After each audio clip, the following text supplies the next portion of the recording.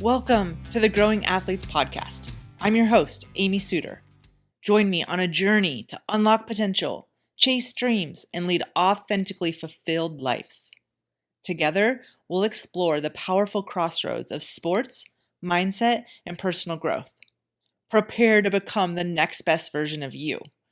I'm Amy Suter, and this is the Growing Athletes Podcast.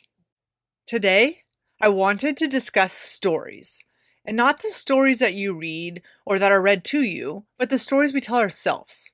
The stories we create with the thoughts that find their way into our heads, the emotions that we feel in the moment, and how we then confirm these thoughts and emotions as being correct, real, being the only way we can think and feel right now, all based on our memories of past experiences.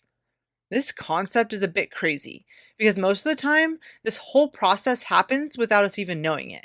Life happens, a simple event occurs, we think a thought, we feel an emotion, and then we just justify those thoughts and feelings with a story. A story that, when repeated, becomes a story we could keep for a lifetime, and that's not always good.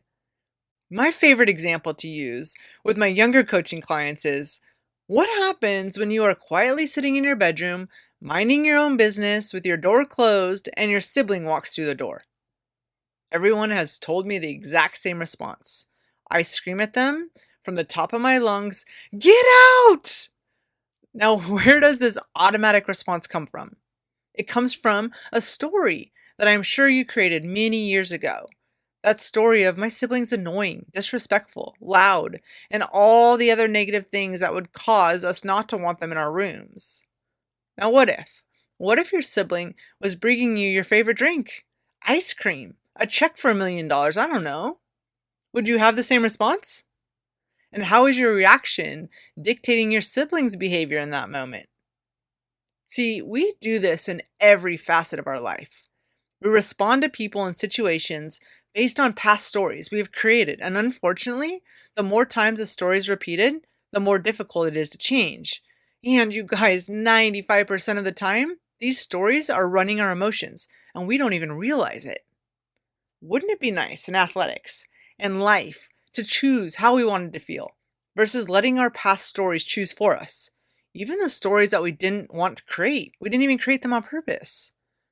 What if, in my sibling example, instead of reacting to the door opening by yelling, "Get out!" we consciously, on purpose, created a better story with our thoughts, which then would make us feel different?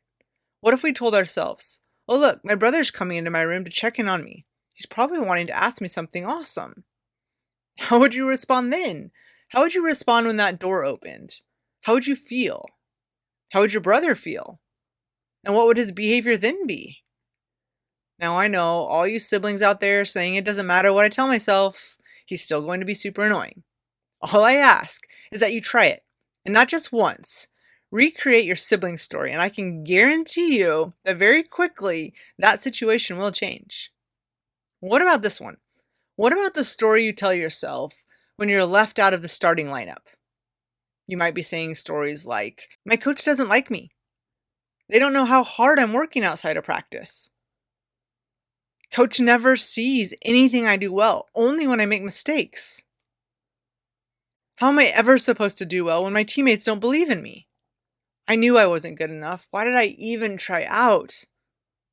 This story you tell yourself is justified, and it's backed up by the fact that you aren't starting. So your mind registers this story as truth. And the more it occurs and is retold, the stronger that story becomes. Problem is, this story and these feelings it creates, they don't serve you.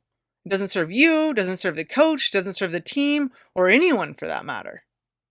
And the power we have here is that we created it. We created the story. We didn't create the circumstance. We didn't create the circumstance of not starting, but we did create the story, the meaning of the situation. And that then determined how we felt, and unfortunately, probably influenced our behavior as well. We probably went home, told our mom that our coach sucks and has no idea what they're doing, and I'm never going to get a shot at starting. We then probably told our dad the same story when he got home, and then our brother, then we called our friends on Snap and told them too. Shoot, we might have even told our dog. And now, with this story being repeated, our minds are pretty convinced it's true. Now, here's the real power with stories, you guys. What if we use this power and told ourselves a better story? How might this same situation unfold? That same situation happens, you're left out of the starting lineup, and you tell yourself one of these stories. My teammate is better matched with our competition today. I must need to work harder on such and such skill, and I will find my way back into this lineup. I must stay ready because my team will need me today. My coach must be trying different lineups to see how we can all be the most successful. How would this new story make you feel? How would this story serve you, your coach, and your team? How would this story influence your behaviors? I'm guessing everything would be better for you, your coach, your team, and really the world. Change your story, change your life. And the beautiful thing, you guys, is we get to choose this. And when you start choosing better stories to tell yourself, it becomes a habit. And your overall happiness, mood, your attitude in all areas of your life, it improves. This all sounds way too good to be true, right? We all know those way too happy people in our lives that annoy us. Well, guess what? You can have it all. You don't have to choose. You can be competitive, driven, successful. You can want more in life and sport, and you can be happy doing it. You can enjoy the journey. The key to changing your stories is to first become aware of the stories you've been telling yourself, probably for way too long. Pay attention to your mood, to your attitude, to your level of happiness, and ask yourself, what am I telling myself about this situation, about this person, about myself?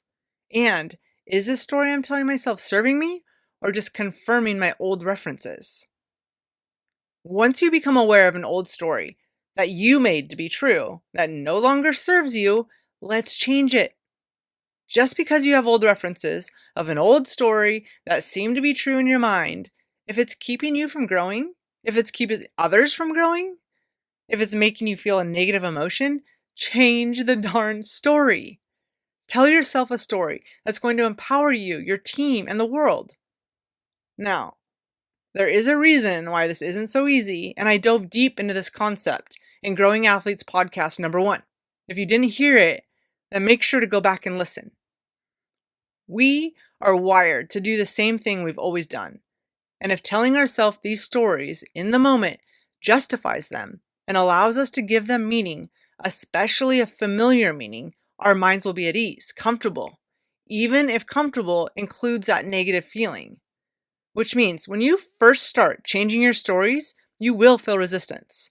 You will be challenged to go back to your old comfortable stories. And I tell you this because I want you to celebrate this resistance and keep telling yourself better stories, because soon enough, that will become your new normal. And you will become the athlete, the person who can succeed and be happy doing it, happy on your journey. Now get out there and start changing your stories. I am so grateful you chose to spend your time here with me today. Thank you. To learn more about growing athletes and to get access to today's show notes, visit me at amysuter.com. Always remember, both you and your athletes have everything you need inside of you to achieve anything you set your minds to. So go out there and pursue those dreams relentlessly. And keep in perspective, it's who you become on this journey that really matters, as our dreams will always expand at the exact same rate as our personal growth. I love you all, and I will talk to you next week.